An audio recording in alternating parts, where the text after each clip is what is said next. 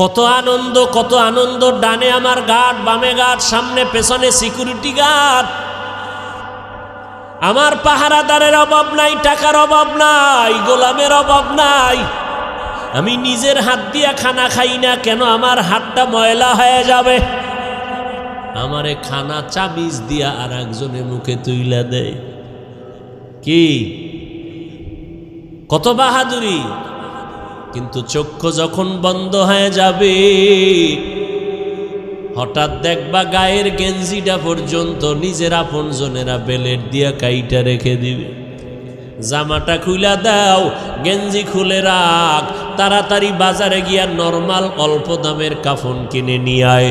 কবর খনন কর, বাঁশ বাগানে বাঁশ খনন, বাঁশ কাট, কলা পাতা রেডি কর, গরম পানি রেডি কর।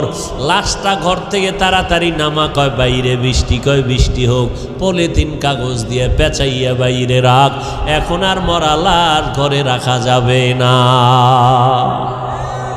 কে কয় বাইরের মানুষ? নিজের আপন জনে রাখা। নামা ঘর থেকে, লাশ নামাও। কয় বৃষ্টি বাইরে, কয় বৃষ্টি টিষ্টি বুঝি না, ওগলা পাতা আর পলিথিন দিয়ে পেঁচাইয়া রাখো। ইমাম সাহেবরে খবর দাও জানাজার জন্য।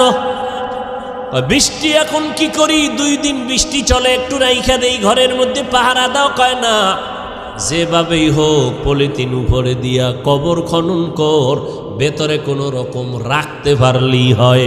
দোয়া দায়ী লাগবে না, চাপা মাটি দিয়া চইলা আয়।